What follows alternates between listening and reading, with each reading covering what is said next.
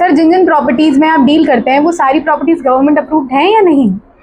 देखिए, government approved में 3 approval होते हैं मथुरा वृंदावन में। एक आर्टिकल 80, MBDA और रेरा। इन तीनों में से प्रॉपर्टी कोई ना कोई एक अप्रूवल के साथ ही होती है जिसमें हम काम करते हैं। अगर कोई प्रॉपर्टी इन तीनों अप्रूवल में से कोई भी अप्रूवल उस प्रॉपर्टी पर नहीं है तो हम उस प्रॉपर्टी में काम ही नहीं करते, हम उस प्रॉपर्टी को सेल परचेज नहीं करते। इसके अलावा मैं आपसे ये जानना चाहती हूँ कि कुछ कस्टमर्स ऐसे होते हैं जो लोकल के होते हैं, काफी ऐसे भी कस्टमर्स होते हैं जो बाहर से आते हैं, तो आपकी कोई विजिट टीम है या विजिट की कोई सुविधा है जो आपकी द्वारा प्रोवाइड करी जाती हो?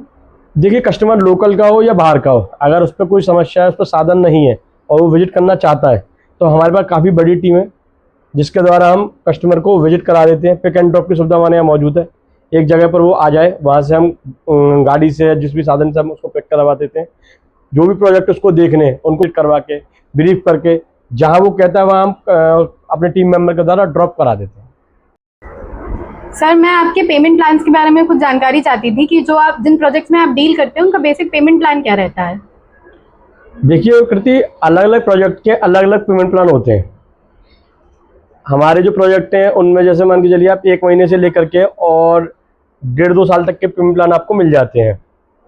जो अभी नए लॉन्च हुए हैं या जो बीच में चल रहे हैं उनमें आपको जो पेमेंट प्लान मिलेगा वो लंबा मिलता है, क्योंकि प्रोजेक्ट में भी अप्रूवल आना बाकी है, रजिस्ट्री बाकी है, पोजीशन बाकी है, बहुत सारे काम बाकी हैं। इसकी वजह से आपको जो पेमेंट प्लान मिलता है वो लंबा मिलता है। और अगर आप ऐसे प्रोजेक्टों में इन्वेस्ट कर रही हैं जो पहले से अप्रूव्ड हो चुके हैं, सारे काम उसमें कंप्लीट हैं, उसमें आपको जो पेमेंट प्लान मिलता है वो 1 महीने का मिलता है।